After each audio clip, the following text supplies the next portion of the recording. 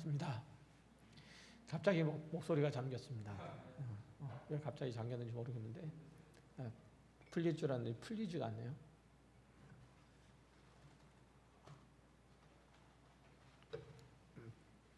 들리긴 하십니까? 제가 마음이 좀 안 좋아서 그렇습니다. 먼저 광고를 하나 전해야 되는데 아시다시피 내일부터는 사회적 거리두기가 4단계로 격상되어서 이제 진행되게 되는데, 그래서 교회 예배도 다 비대면으로 할 수밖에 없는 상황입니다. 2주 동안, 그러니까 다음 주하고 그 다음 주 7월 31일까지가 될 것 같습니다. 전면적으로 비대면으로 하니까 온라인에서만 될 수 있을 것 같고요. 그 전에 11시 우리 예배 시작하니까 그 전에 밴드를 통해서나 아니면 직접 유튜브로 들어오셔도 되고, 가능하면 밴드를 통해서 유튜브로 들어오시면 좋을 것 같습니다. 11시 예배도 그렇고 오후 2시 예배도 밴드를 통해서 유튜브로 들어오시면 될 것 같고요. 수요 예배도 이번 주 수요일부터 당장, 그렇죠? 이번 주 수요일부터 당장 그렇게 예배가 시작되는데 참고해 주시길 바라고요. 그리고 예배위원들은 차질 없이 나오셔서 이렇게 함께 해주시면 될 것 같습니다. 최소한 인원은, 예배하는데 필요한 인원들은 참여를 해야 되니까 그렇게 하시고, 특별히 비대면 예배를 진행하는 동안에 우리가 주를 향한 마음들, 주를 향한 사랑과 충성의 마음들, 또 주께 예배하는 그 불붙는 심정들이 식어지지 않았으면 하는 생각입니다. 특별히 교회에게 있어서 비대면은 굉장히 치명적입니다. 경험을 하셨겠지만 대단히 치명적이고, 특별히 주의 공동체 활동을 하는 데 있어서는 많은 어려움들이 생기니까 이런 상황들이 빨리 하루속히 지나갈 수 있도록 기도해 주시기 바랍니다. 저만 할 건가 봐요. 대답을 안 하셔서. 다 하실 거죠? 그렇게 하시고, 그 다음 주부터는 그래도 청년부 예배는 청년부대로 줌을 통해서나 이렇게 하게 될 겁니다. 기억하시고 청년부도 빠지지 않고 청년부 예배에 함께 해주시기를 바랍니다. 자, 말씀 함께 나누도록 하겠습니다. 조금 더 진행할까 했는데 오늘로 해서 요한계시록 강의를 모두 마치기로 그렇게 하고, 다음 주부터는 아마 요한계시록을 강의하지 않을까. 요한계시록이라고 그랬나요? 요한계시록을 다시 하지 않을까, 아니고 요한복음을 하지 않을까, 아니면은 양쪽 다 생각을 하고 있는데 이사야서를 할까 생각도 하고 있는데, 여태까지 오전 예배는 주로 신약만 했고 그랬으니까 오전 예배를 구약으로 해볼까 생각도 하는데, 어쨌든 준비는 지금 요한복음 쪽에 훨씬 더 많이 치우쳐서 준비가 되고 있어요.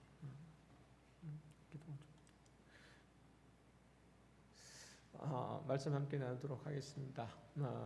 지난 시간에는 거룩한 성 새 예루살렘의 예고와 내부의 모습이 의미하는 바를 살폈고, 또 그 성에 들어가서 살 자들이 누구인지를 확인해 보았죠.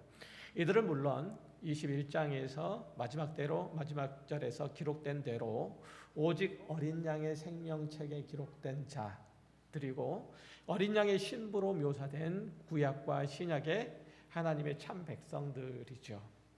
즉 구약의 12지파로 상징되는 숫자 12, 그리고 신약의 12사도로 상징된 12를 곱한 후에 이제 12 곱하기 12면 144죠.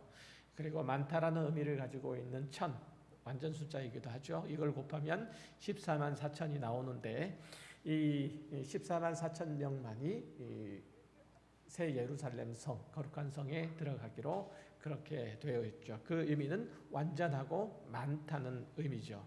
하나님께서 작정하신, 하나님께서 예정하신 모든 이들을 하나님은 단 한 사람도 놓치지 않을 것이고 실패하지 아니하실 것이고 모두 다 구원하시고 만다는 구원의 확실성으로 이 14만 4천을 받아들여야 한다라고 제가 말씀을 드렸을 거예요.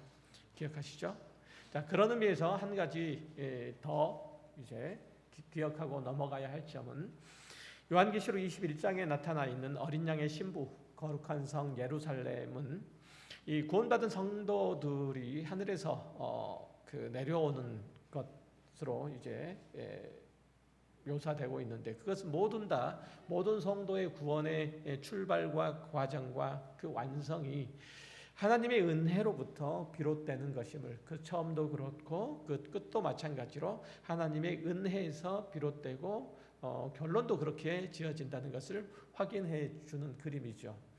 아담의 타락으로 인해서 모든 인류가 죄를 범하고 하나님의 영광에 이르지 못함을 하나님께서 아시고 슬퍼하시고 그와 더불어서 은혜의 언약을 맺으시고 구원하셔서 하나님의 백성으로 회복시키실 것을 약속한 것을 여러분은 은혜 언약이라는 내용들을 통해서 알고 계실 거예요. 그것이 아브라함과 그리고 그의 후손들 이스라엘과 맺은 언약들이고 기어이 예수 그리스도께서 이 땅에 오심으로 그 은혜의 언약이 성취되었죠. 예수 그리스도에 의해서 은혜의 언약이 성취되었죠. 그 내용이 뭐였죠? 내가 너와 내 언약을 나와 너 및 내 대대의 후손 사이에 세워서 영원한 언약을 삼고 너와 내 후손의 하나님이 되리라 라는 것이었는데 예수 그리스도께서 오심으로 인해서 그 백성들을 부르시고 교회를 이루도록 하심으로써 그 언약이 성취된 거죠. 그리고 이제 마지막 심판 후에 거룩한 성 새 예루살렘이 하늘에서 새 하늘과 새 땅으로 내려옴으로써 그 언약이 완성될 거예요. 그 언약의 성취는 이미 예수 그리스도께서 처음 오셨을 때 성취됐고 그 완성은 이제 마지막 심판이 끝난 다음에 영원한 하나님의 나라가 이 땅에 세워지면 이제 완성이 된다는 얘기죠. 하나님께서 그런 우리와 같은 그런 죄인들을 구원하시는 이유는 나는 네 하나님이 되고 너는 내 아들이 내 백성이 되리라 라는 언약의 공식에서 확인하듯이 우리가 하나님의 사랑 안에서 그리스도와 하나됨을 이루고 형제 자매를 한 지체로서 사랑하는 하나님의 가족이 되게 하려고 하나님께서는 우리를 구원하신 거예요. 그 구원의 완성도 그러한 목적으로 행하실 거예요. 따라서 하나님의 백성들은 하나님의 나라가 자기 삶에 임하기를 소망하는 그런 자들은 모두 아낌없이 사랑을 나누어야 된다는 거죠. 뿐만 아니라 하나님의 영광을 반영하고 하나님의 뜻을 헤아려 섬김과 충성을 다해야 하는 거죠. 여러분은 지난번에도 말씀드렸던 것처럼 하나님의 보석과 같은 존재예요. 더할 수 없이 사랑스럽고 빛나고 아름다운 존재고 귀하고 가치 있는 그런 존재죠. 그렇게 하나님의 한없는 사랑을 받고 있음을 깨달아 그 안에 있어야 하는 것이죠. 이것이 신앙의 본질이고 성도의 정체예요. 성도는 하나님께서 우리 성도들을 하나님의 자녀로 하나님의 아들로 부르신 이유는 우리에게 무엇을 맡기고 맡겨진 일의 내용들을 우리더러 성취하라고 우리를 부르시는 것이 아니라 우리를 하나님의 가족, 하나님의 아들로 부르셔서 그 사랑 안에 거하도록 우리를 부르셨다는 사실을 꼭 기억하셔야 돼요. 그러니까 여러분의 신앙 가운데서 가장 중점적으로 확인하고 또 점검하고 새롭게 하기를 키워가기를 소망해야 되는 것들은 다른 무엇이 아니라 내가 하나님의 사랑을 깨우치는 거예요. 하나님의 사랑, 하나님과의 사랑을 더해가는 거예요. 하나님과의 관계를 늘 새롭게 해가고 늘 온전히 해가야 하는 거예요. 하나님과의 교제의 시간들을 더 많이 가져가는 거예요. 이걸 하나님께서 기뻐하시고 바라시죠. 자, 이제 22장으로 넘어오면 이제 거룩한 성 새 예루살렘의 생명수의 강이 흐르는 장면을 볼 수 있는데, 그 근원이 하나님과 어린 양의 보좌예요. 또 그 강물은 땅을 적심으로 땅에 각종 생명을 잉태하는 것들이 생겨나고, 강 좌우에 생명나무가 있어서 달마다 그 열매들을 맺고, 그 나무의 잎사귀는 더 이상 죄로 인해 저주와 사망이 하나님의 백성들 사이에 힘쓰지 못하도록 그렇게 하죠.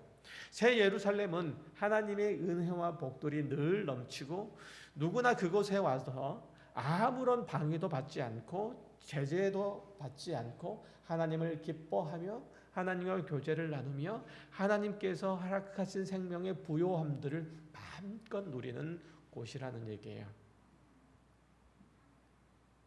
그러니까 새 예루살렘, 거룩한 성, 내가 영원한 하나님의 나라에 가면 하나님과, 나의 아버지이신 하나님과 영원한 교제를 나누되 그 사랑의 끝없는 사랑의 깊이만큼, 넓이만큼 아름다운 교제를 누리게 된다라고 생각을 하시면 돼요.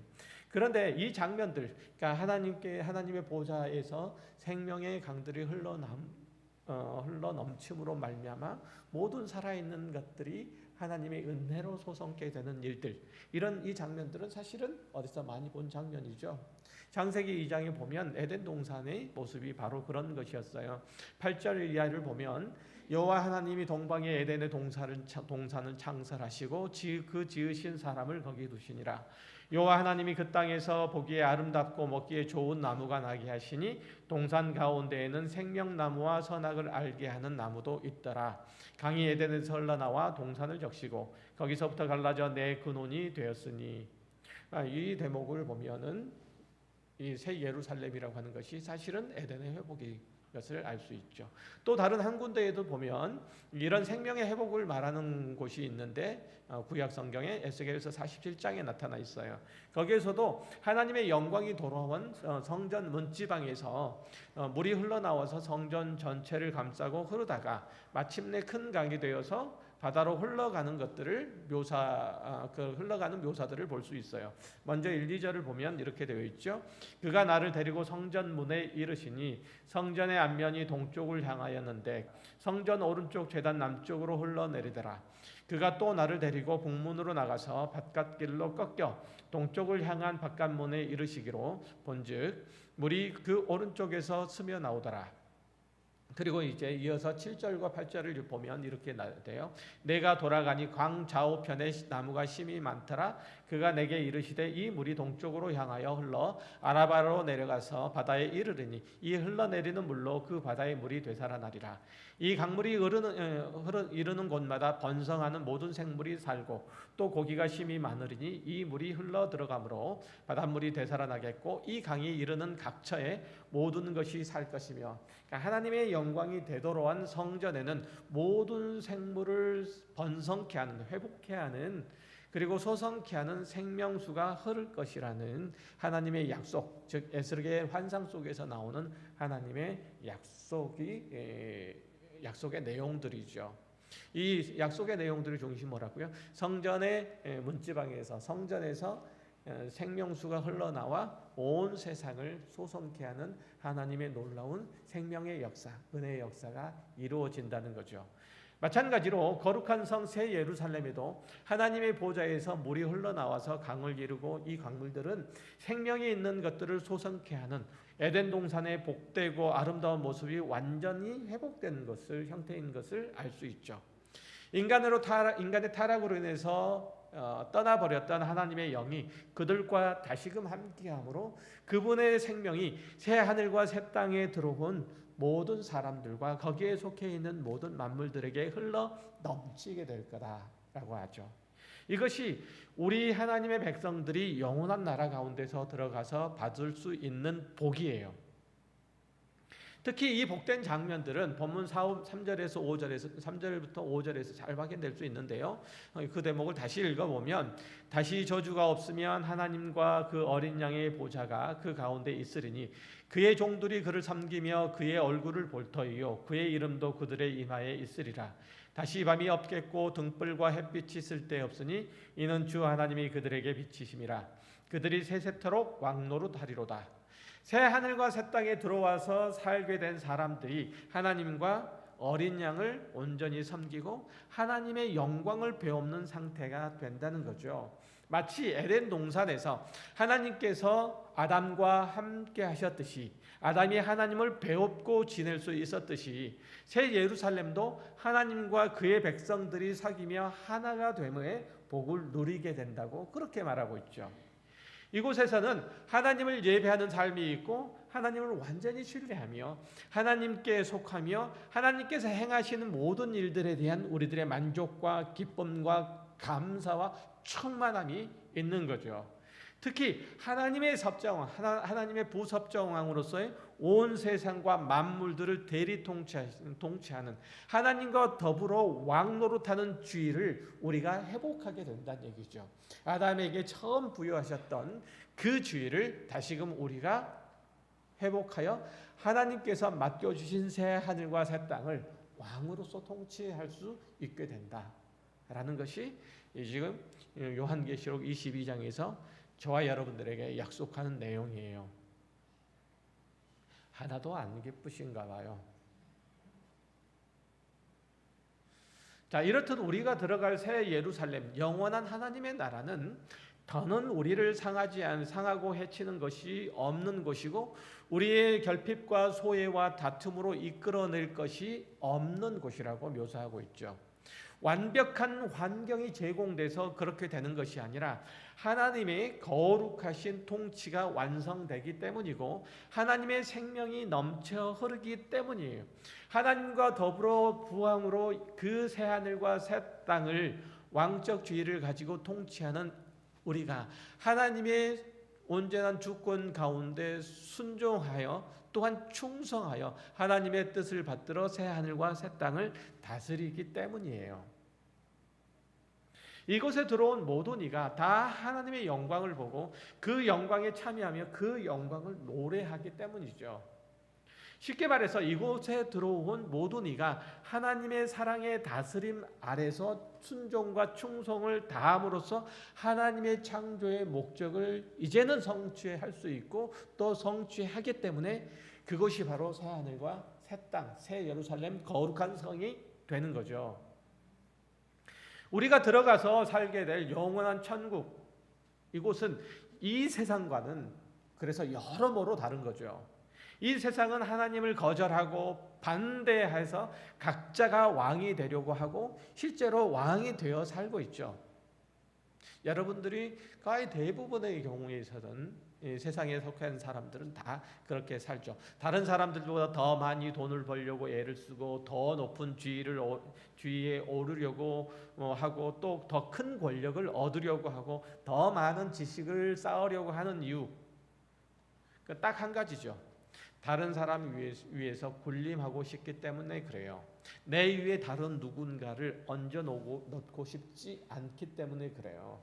자기 위에 누군가를 인정하고 싶지 않죠. 다른 사람이 내 마음대로 다른 사람을 부리고 싶기 때문에 그렇죠. 그게 뭐 그리 큰 문제가 되고 죄가 되는가라고 생각할 수 있지만 그렇지 않아요. 그런 성향이 강하면 강할수록 수단과 방법을 가리지 않고 자기가 추구하는 것들을 얻으려고 하죠. 돈을 추구하고 싶으면 돈을 추구해서 다른 사람을 자기 무릎 아래로 꿇치고 싶죠. 권력을 쥐고 싶은 사람은 그 권력을 통해서 자기가 왕노릇하고 싶은 거예요. 지식을 탐하는 사람들은 그 지식을 가지고 무지한 사람들을 누린하고 싶은 거예요. 그래서 그것들을 얻고자 원하는 거죠. 그러니까 그런 성향이 강하면 강할수록 수단과 방법을 가리지 않고 자기가 추구하는 그게 뭐가 됐든지 권력이 됐든지 돈이 됐든지 명예가 됐든지 지위가 됐든지 지식이 됐든지 이런 것들을 얻으려고 하죠. 그것이 죄가 되는지 안 되는지 그건 중요하지 않아요. 자기에게 손해가 되지 않고 탈이 나지 않으면 대부분 별 상관없이 여기죠. 이런 세상을 가리켜서 성경은 죄가 왕노릇하는 그런 세상이라고 표현해요. 이 세상은 우리가 진리와 구원과 거룩과 의로움과 선함을 추구하지 못하게 하고 그것을 이루지 못하게 하고 소유하지 못하게 하죠. 그렇게 하려고 유혹하고 시험하고 핍박하고 방해하는 것이 이 세상이에요. 그러니까 이런 세상에 휩쓸린 사람은 세속적이고 물질적이고 쾌락적이고 자기 중심적인 삶을 살아갈 수밖에 없어요. 하나님을 외면하고 거절하고 하나님의 거룩과는 완전히 분리된 삶을 살려고 하고 그렇게 살아가죠. 성도는 적어도 그러한 삶과 구별되어 있어야 하고 구원을 얻은 자라 하는 것도 역시 그런 삶과 구별된 존재로서 하나님께서 우리를 부르신 거죠. 그러니까 우리가 마땅히 하나님의 자녀, 하나님의 백성이라면 이러한 삶에서 벗어나려고 노력을 해야 되죠. 자기가 왕 되는 삶에서 벗어나려고 애를 써야 되죠. 하나님께서 나를 통해서 무엇을 이루시기를 원하는지 먼저 생각을 해야 된다는 거예요. 왜냐하면 우리는 영원한 천국에 속한 자이고 그렇다면 이 땅에서도 하늘의 원리와 가치와 내용과 그러한 하늘의 체계들을 쫓고 또한 누려야 하기 때문이죠. 자, 여러분의 소원들이 어디에 있는지 확인해 보시면 돼요. 가족이 다 건강했으면 좋겠고 경제적으로 조금 넉넉해졌으면 좋겠고 아이들이 안정된 직장 혹은 좋은 학교에 다녔으면 좋겠고 그렇게 행복해졌으면 좋겠어요. 이웃과 교회도 좀 후하고 너그럽다는 평을 받았으면 좋겠고 내가 다니는 교회도 조금 레벨이 조금 괜찮은 레벨이었으면 좋겠고 평판이 좀 좋은 평판을 받았으면 좋겠고 그렇죠? 그러나 여러분이 거듭난 그리스도인이라면 그것들보다 더 중요하고 더 큰 소원이 있어야 돼요. 그것들이 다 나쁘다는 것은 아니지만 더 큰 소원이 있어야 된다는 거죠. 그건 하나님의 얼굴을 배우는 거예요. 하나님의 거룩한 성품에 참여하는 거죠. 하나님의 말씀으로 다스리는 것에 순복하는 거예요. 하나님의 생명을 나누는 거예요. 하나님의 온전케 하심과 회복케 하심을 이웃하는 이들에게 경험하게 해주는 거예요. 이것들을 소망해야 되는 거예요. 그리스도인으로서 우리가 해야 될 가장 중요하고 큰 일들은 돈을 버는 것도 아니고 권력을 탐하는 것도 아니고 지식을 쌓는 것도 아니고 건강을 유지하는 것도 아닌 하나님의 성품으로 새로워지는 거예요. 하나님의 생명의 전달자가 되는 거예요. 그 복되고 영광된 일들을 위해서 나머지 것들을 사용하는 거예요. 여러분들의 권력을 사용하는 거고 지위를 사용하는 거고 돈을 사용하는 거.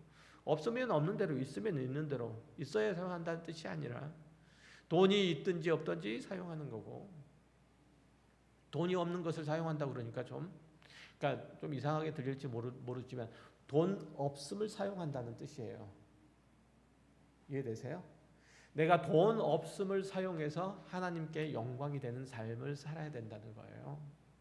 내가 지식이 없으면 지식이 없는 나의 상태를 사용하여서 하나님께 영광이 되어야 되는. 있으면 있는 대로 마찬가지죠. 그러니까 이런 것들을 위해서 그것을 위해서 나는 모든 것들을 다 감수할 수 있어야 되는 거죠. 사도 바울은 당시 유대 사회에서 대단히 촉망받는 그런 젊은이였어요. 가만히 있으면 그 사회의 주류 그것도 주도적인 세력 가운데 들어갈 수 있는 조건들을 다 갖춘 사람이었어요. 그가 회심하고 난 후에도 사도 바울의 신분과 지위와 능력들을 잘 사용해서 하나님의 복음을 전파하고 기독교의 우월성을 증명해도 될 것 같은데 하나님께서는 그것들을 다 하나씩 내려놓도록 하시죠. 다 벗겨내세요. 그때까지 그가 힘으로 삼고 누렸던 모든 것들을 다 포기하고 하나님만 의지하도록 만드세요. 고린도전서 11장에 보면 하나님께서 사도 바울을 이렇게까지 하실 필요가 있겠는가 할 정도로 사지로 몰아넣는 그 장면들이 나오죠.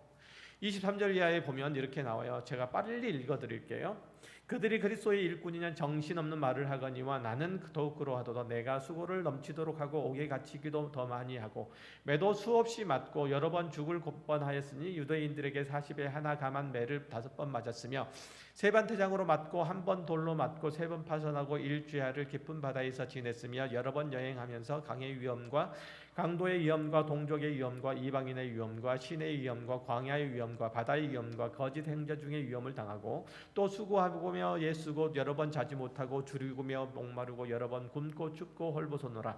이 외의 일은 고사하고 아직도 날마다 내 속에 눌리는 일이 있으니 곧 모든 교회를 위하여 염려하는 것이라. 누가 약하면 내가 약하지 아니하며 누가 실족하게 되면 내가 애타지 아니하더냐. 내가 부득불 자랑할진대 내가 약한 것을 자랑하리라. 우리의 짧은 견해로는 이런 일들이 사도 바울의 복음 증거 사역을 하는 데 있어서 대단히 많은 위축을 가져왔을 거라고 그렇게 여겨져요. 그는 여러 달 동안 옥에 갇히고 매를 맞아서 수주일 동안 걷지 못하고 누워있어야 하는 형편에 처했으니까요. 헐벗고 주르고 목마른 환경 속에서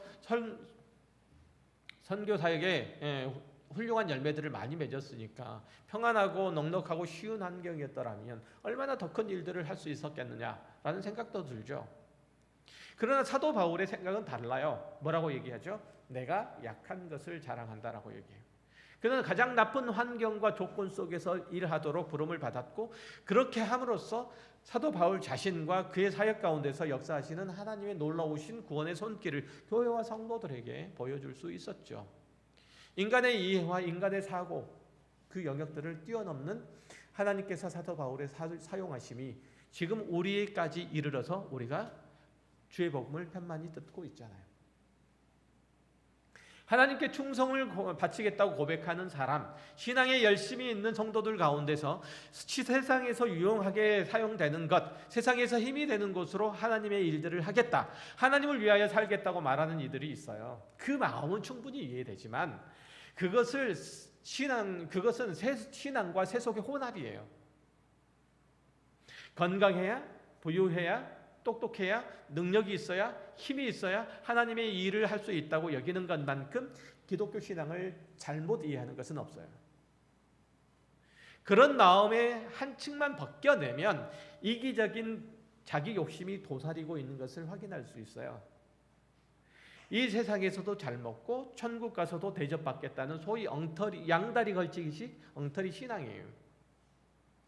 그러니까 내가 하나님께서 나에게 이러이러한 것들을 주시면 내가 하나님의 일들을 멋지게 해낼 텐데 라고 하는 것은 무슨 뜻이냐면 하나님께서 나에게 부유하게 해주시면 그것들을 가지고 나도 부유하고 하나님께서 맡겨주신 일들도 잘해서 사람들에게 인정받고 사람들에게 칭송을 받을 텐데 내 가치와 내 능력을 충분히 증명할 텐데 처음부터 그런 생각, 그런 이상한 마음들을 먹은 게 아니라 주를 위한 진심 어린 마음이, 뜨거운 열정이 어느 순간 어디선가에서부터 슬쩍 시험을 받아서 변질되고 혼합되어 버린 경우가 많죠. 그렇게 되어버린 거예요. 또 어떤 경우에는 내가 하나님의 일들을 열심히 하면 나머지는 다 하나님께서 책임져 주셔 라는 생각에서 자기에게 주어진 일상의 의무를 게을리하는 이들이 있죠. 그래서 주의 일을 한다고 집안일 다 팽개치고 하루 종일 교회에서 사는 사람도 있어요. 요즘은 그런 사람이 거의 없는데 그거는 이제 그릇된 신앙이 바로 고쳐졌기 때문이 아니라 주를 향한 사랑과 열심히 사라졌기 때문에 그래요. 사실은 그나마도 안 하는 거죠. 그나마도. 하여튼 하나님께서 내 삶을 책임지신다는 믿음과 내 현실의 형편이 어떠하더라도 그것을 개선하려고 주를 믿는 신앙을 게을리하거나 신앙과 바꾸지 않겠다. 하나님께서 나를 약하게 하셔서 사용하시든지 강하게 하셔서 사용하시든지 그 모든 것들을 하나님의 주권 가운데 맡기겠다. 그 어떤 상황이 온다 할지라도 하나님과 나 사이를 그것들이 끊지 못하도록 하나님과 나 사이의 사랑의 관계를 끊을 수 없고 하나님께서 나를 통해서 이루시고는 선하신 일들을 방해될 수가 없어라는 고백들이 저와 여러분 가운데 있어야 된다는 뜻이에요. 하나님은 우리의 어떤 형편, 어떤 상황도 그의 선하신 뜻을 따라서 사용하실 수 있고 당신의 영광을 드러내실 수 있음을 아셔야 돼요. 물론 현실적으로는 약간 불편할 수 있고 약간 어려울 수도 있죠. 그걸 바꿔야 될 수도 있어요. 나의 괴로움, 나의 연약함, 나의 비판, 나의 건강 약함, 이런 것들을 감수해야 될 수도 있어요. 그러나 그것으로 인해서 하나님의 생명이, 하나님의 능력이, 하나님의 영광이, 하나님의 선하심과 인자하심이 드러난다면 기꺼이 나는 약해지리라. 내가 약한 것을 자랑하리라. 이게 사도 바울의 고백이고 바로 저와 여러분이 고백해야 되는 신앙의 내용들이에요.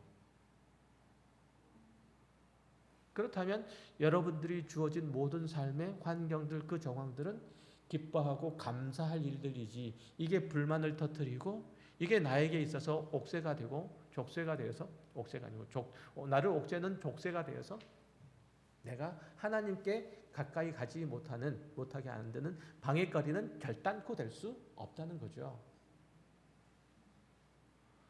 자, 보세요. 모세나 다윗이나 엘리야나 바울이나 그들이 강할 때 하나님께서 부르셔서 그들을 하나님의 일을 하도록 그렇게 하시지 않은 것을 볼 수 있죠. 그렇죠? 모세는 80세가 되서야 하나님께 부르심을 입었어요. 다윗도 역시 마찬가지죠. 수많은 세월 동안 그는 사울을 피해 돌아다녀야만 했어요. 그 세월을 겪고 난 후에 엘리야도 마찬가지죠. 탄식하고 절망하고 나를 죽여주십시오 할 때 하나님께 음성을 들을 수 있었어요. 사도 바울은 더 말할 것도 없고요. 그들이 강할 때 하나님께서 그들을 사용하시지 않았다는 얘기예요. 자, 지금까지 지나온 요한계시록을 다시 한번 상기해 봅시다. 사도 요한이 어떤 목적으로 이 편지를 썼을까요? 1세기 말 로마 제국은 기독교회와 성도들에게 점점 심한 박해를 가해왔고 이런 상황에서 배교하는 이들이 속출했죠. 그러자 사도 요한이 이제 펜을 들어서 성도들에게 하나님과 그리스도가 어떤 분이신지를 가르치기를 원했어요. 그리고 그를 믿는 자들에게 어떠한 상황에도 제국의 삶의 원리와 가치와 목적을 따르지 말고 하나님의 말씀을 따라서 천국의 삶을 지켜나가기를 원해서 지금 이 편지를 사도 요한은 소아시아와 그리고 제국에 흩어져 있는 교회들에게 보내고 있는 거죠.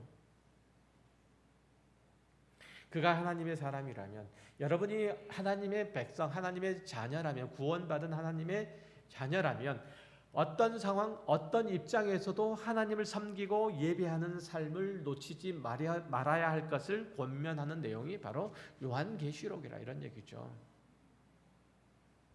요한계시록을 통해서 여러분들이 이해하고 받아들여야 될 내용은 바로 그거예요. 몇 날 몇 시에 주님께서 다시 오시니까 그날을 대비하기 위해서는 너희들이 이렇게 살아야 된다. 이렇게 헌신해야 된다. 이렇게 준비해야 된다. 이렇게 하려고 사도 요한이 이 편지를 쓴 게 아니란 얘기예요.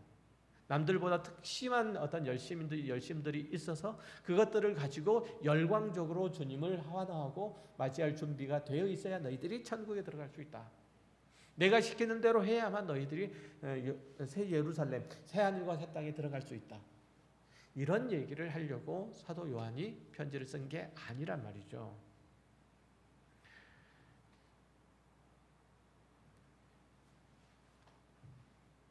하나님께서는 여러분들이 어떤 상황, 어떤 삶의 형편 가운데서도 예배하는 삶, 하나님을 예배하는 삶을 놓치지 말라라고 말씀하고 싶으셔서 사도 요한을 통해서 이 놀랍고 복된 영광의 복음들을 주신 거예요. 이제 요한계시록 말씀을 함께 나누기를 다 마쳤는데 여러분의 신앙에 어떤 변화가 있었는가요? 여러분의 심령에 하나님의 거룩하심과 의로우심으로 채워졌습니까? 여러분이 하나님을 더욱 사랑하고 이웃을 사랑하고 영원한 천국을 사모하고 그 나라에 들어갈 준비를 하게 되었는가요? 하나님을 예배하는 자로서 교회 공동체 내에서 서로 성장하기를 마다하지 않고 있는가요? 이런 것들을 점검해야 된다는 거예요. 에베소서 2장에서는 하나님의 나라에 초대된 사람이라면, 그리스도의 십자가 아래서 구원을 얻은 사람이라면 이 땅에서 이루어내야 될 것도 당연히 있다고 말해요. 19절 이하의 말씀을 보면 이렇게 나오죠. 그러므로 이제부터 너희는 외인도 아니요 나그네도 아니요 오직 성도들과 동일한 시민이요 하나님의 권속이라. 너희는 사도들과 선지자들의 터 위에 세우심을 입은 자라. 그리스도 예수께서 친히 모퉁이 돌이 되셨느니라.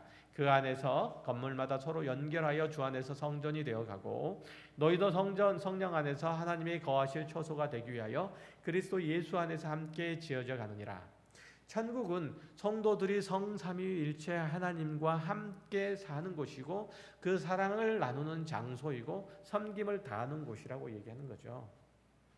그러나 그런 복과 은혜와 사랑과 영광들은 영원한 하나님의 나라가 임할 때만, 완전한 그 나라에 들어갈 때만 누릴 수 있는 것이 아니라 이 땅에서 살아가는 동안에도 우리가 교회 공동체의 지체로서의 역할과 사명을 다할 때 우리가 주를 향한 한 소망과 신앙과 비전을 가지고 있다면 모두 다 누릴 수 있다고 말하고 있는 거예요. 여기 성령 안에서 하나님의 거하실 처소가 되기 위하여 그리스도 예수 안에서 함께 지어져 간다라는 말은 단순하게 교회의 멤버가 된다는 뜻 이상이에요. 여러분은 그리스도 안에서 지체이고 형제 자매 한 몸 공동체 안에서 유기적으로 연결되어 있다는 뜻이에요. 그렇지 않다고 해도 연결되어 있어요. 거절해도 어쩔 수 없어요. 하나님께서 우리를 부르셔서 교회 안에 한 지체로 삼으셨거든요. 독립돼서 우리를 구원하신 게 아니란 뜻이에요.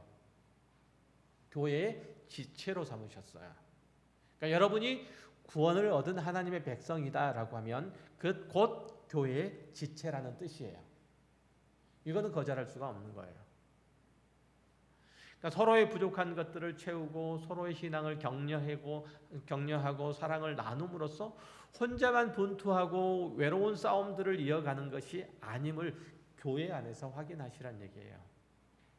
우리의 완전한 승리는 영원한 하나님의 나라에 가서나 누릴 수 있지만 그러나 땅에 있는 교회 공동체 안에서도 얼마든지 맛볼 수는 있어요.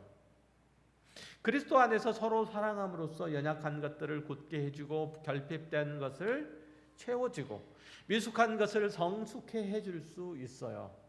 먼저 가는 자는 뒤에 오는 자를 끌어줄 수 있죠. 그렇죠? 연약한 자들은 강한 자들의 도움을 받을 수 있고 강한 자는 연약한 자들을 섬기며 그를 강하게 세워갈 수 있어요. 그렇게 하기 위해서 하나님께서 교회라는 공동체를 허락하여 주셨고 우리 교회도 샘터 모임이라는 걸 하잖아요. 여기서 우리는 자신의 마음과 신앙과 삶을 열고 기꺼이 성령 하나님의 인도하심을 받고 성령 하나님의 역사하심과 성령 하나님께서 우리의 믿음과 소망들을 키워가심을 경험할 수 있어야 돼요. 그래서 하나님께서 우리들의 작은 소모임들을 허락해 주신 거예요. 한국교회 성도들의 신앙은 너무 개인적이고 독단적이고 경쟁적이죠. 자신의 신앙의 열정이 대단하고 업적도 꽤나 많고 소원도 큰데 그것을 다 함께 모여서 이루어갈 줄은 잘 몰라요. 그러다 보니까 교회 안에서 누구의 얘기를 귀담아 들어주지 못하고 누구의 아픔을 감싸줄 줄 모르고 누구의 잘못과 실수를 덮어줄 줄 몰라요. 기회가 되면 시간만 나면 다른 사람의 뒷담화를 하기에 바쁘죠. 그러니까 교회에서는 입조심해야 된다라는 얘기를 굉장히 많이 하잖아요. 친한 사람 그러다 보니까 친한 사람이 별로 없고 맨날 마음에 맞는 사람 이런 사람들과 끼리끼리 논다는 소리만 듣죠. 소그룹 모임을 한다거나 교회 시간들을 갖는다거나 토론을 할 때 다른 사람이 말하면 그래 맞아 이렇게 맞장구를 치기보다는 시큰둥하게 반응할 때가 더 많죠. 네가 그래? 내 경우는 어쩐 줄 알아? 너보다 더해. 이러고 이제 자기 얘기를 풀어내는. 네가 힘들어? 나는 네보다 더 힘들어. 네가 괴로워? 나는 네보다 더 괴로워. 그런데 내가 얼마만큼 이 멋지고 아름답고 훌륭한 신앙으로 이 모든 환경들을 극복해내고 있는 줄 알아?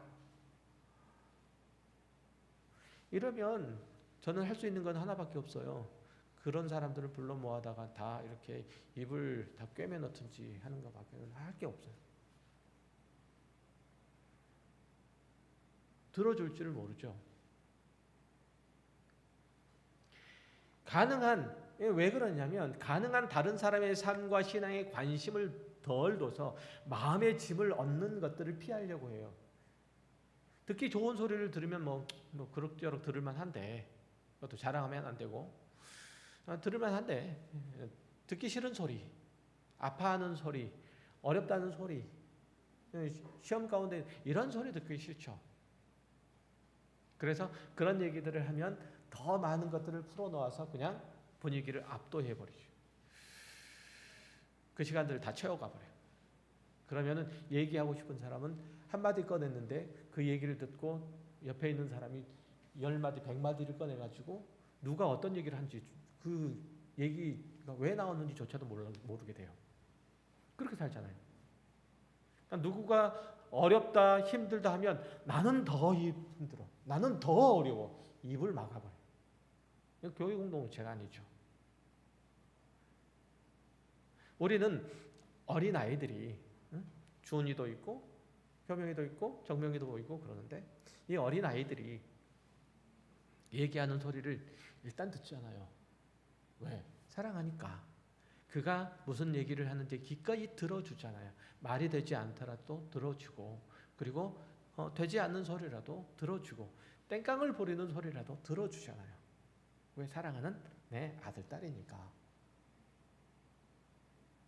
성도들도 똑같은 거예요. 똑같은 거예요. 먼저 된 자는 나중된 자들의 얘기를 들어줘야 되죠. 넉넉하고 여유로움으로 감싸줘야 돼요. 처음 오고 그리고 신앙생활을 한 지 얼마 안 되는 사람들과 함께 보폭을 함께 갈 필요가 있는 거예요. 나는 힘이 세고 나는 빨리 달릴 수 있고, 그러니까 나는 빨리 가면 니네들 따라오든지 말든지 하는 게 아니고, 약하고 힘이 없고 그리고 어린 사람과 그 보폭을 함께 가는 거예요. 제가 그런 얘기 했었죠. 그런 예를 들었었죠. 마라톤이라는 영화에서 그 자폐증에 걸린 그 조승우가 그 마라톤을 좋아하는데 그 자폐증에 걸린 그 아이를 위해서 그 어머니가 김미숙이었죠 아마?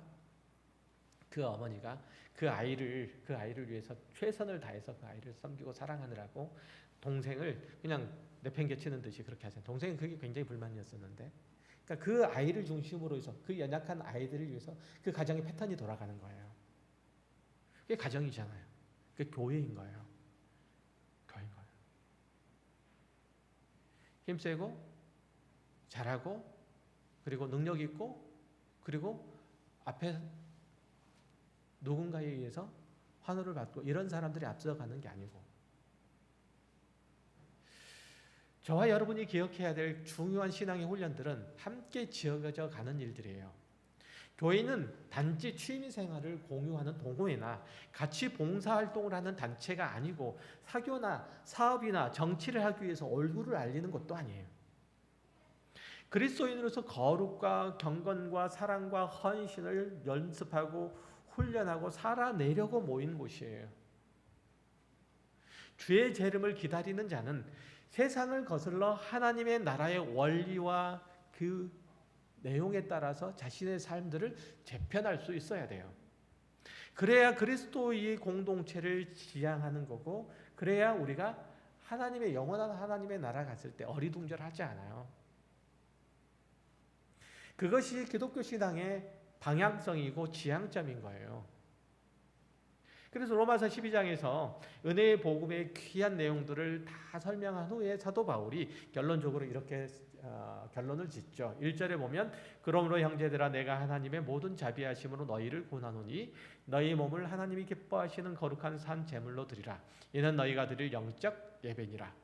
복음을 받고 예수 믿는 자의 삶이 달라져야 한다는 거죠. 요한계시록에서 그렇게 얘기를 하고 있는 거예요. 너희 삶이 달라지라고 하는 거죠. 세상과 구별되는 하나님의 백성으로서의 삶의 모습과 내용과 그 목적, 그 지향점이 있어야 된다고 얘기하는 거예요. 그의 인격이 그리스도를 닮아가고 그의 삶이 하나님의 거룩함을 담아내야 한다는 거예요. 그러나 여태까지 한국 교회는 성장 중심에서 어떻게 하면 사람을 많이 모을까 이렇게 고민했었죠. 처음에는 예수 믿고 천당 갑시다 이렇게 간단한 복음을 증거해도 사람들이 많이 모였어요. 그게 잘 안 되기 시작하자 각종 프로그램들을 도입해서 교인들을 불러 모았죠. 현실적인 성공이 곧 신앙의 승리라고 선전하기도 했어요. 교회 성장을 위해서 성도들을 적극적으로 경쟁에 참여시키고 교회에 충성하도록 그렇게 자극했죠. 이런 노력에 힘입어서 교회는 외적으로도 성장하고 그럴듯한 건물도 짓고 그 건물 지음을 통해서 더 많은 사람들을 끌어모을 수 있었어요. 이런 일들이 무조건 나쁘다는 뜻이 아니라 이런 외적인 성장을 지향하는 만큼 내적 부흥과 성장에도 끊임없이 힘을 쏟아야 되는데 그렇지는 못했다는 뜻이에요. 성도들도 그리스도인으로서 신앙과 삶이 변화되어서 새로워져서 십자가의 복음이 가르치는 바 자기를 부인하고 하나님의 의로우심과 선하심과 사랑하심을 자신이 어떠한 실패, 어떠한 손해를 감수하고라도 나타낼 수 있는 그런 용기 있는 믿음이 필요한데 현실적인 풍요와 번영 이런 것들을 얻는데 자신의 신앙을 이용해 왔던 거예요. 여태까지 그랬잖아요. 세상에서 앞서 나가야 높이 올라가야 하나님께도 크게 쓰임받을 수 있다고 생각해서 세상의 힘들을 얻으려고 부지런히 새벽에 나가서 기도도 하고 열심히 봉사도 했잖아요. 그랬잖아요. 그러나 신앙생활을 열심히 하면 세상에서도 성공한다는 그 옛날의 프로파간다는 요즘 들어서는 잘 먹히지 않잖아요. 다 하니까. 그거 아니라는 거 다 하니까. 이젠 다 경험했기 때문이죠.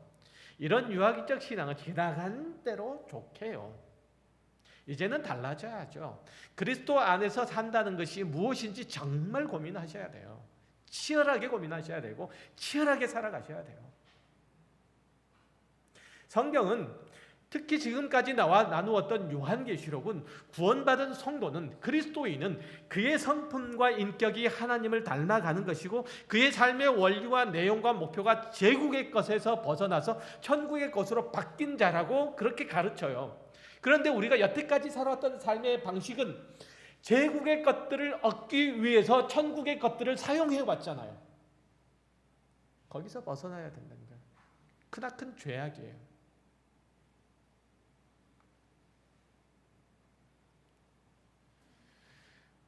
우리는 성경의 가르침에 따라 성경의 선언에 따라서 살아야 될 필요가 있는 거예요.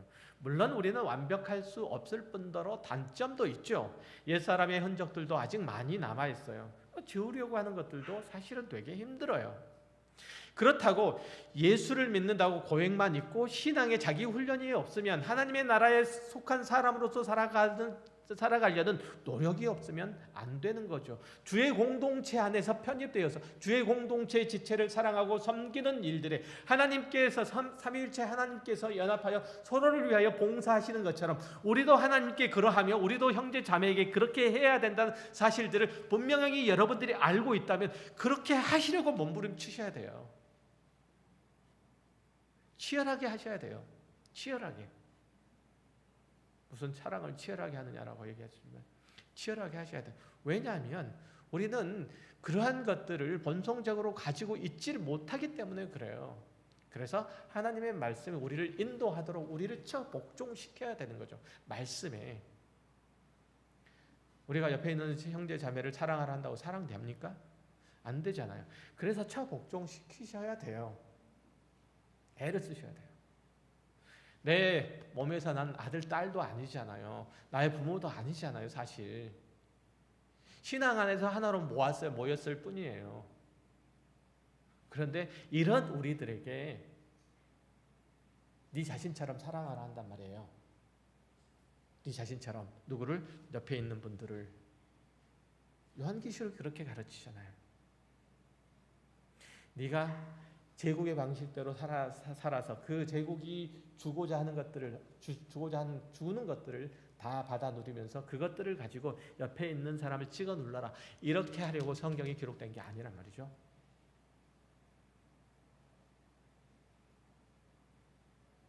제가 신앙의 이상적인 면들만 부각하고 강의한다고 생각하실지 모르겠지만 사실 저는 절박해요. 이렇게 쉽게 말씀드려도 사실은 벌받는 마음들이 있어요. 요한계시록에서 끊임없이 말하는 것이 뭘까요? 세상에 속한 것들은 결국은 무너질 거고 불에 탈 거고 하나님의 진노와 심판 아래 설 것이라고 경고하잖아요. 그것들을 붙잡고 있으면 그것들과 함께 멸망할 수밖에 없다니까요. 그렇잖아요. 롯의 때 롯과 롯의 아내와 그리고 두 사이들을 보세요. 그것들을 붙들고 있잖아요. 그것들을 붙들고 있잖아요. 거기서 나와야 되는데 그것과 함께 멸망할 수밖에 없잖아요.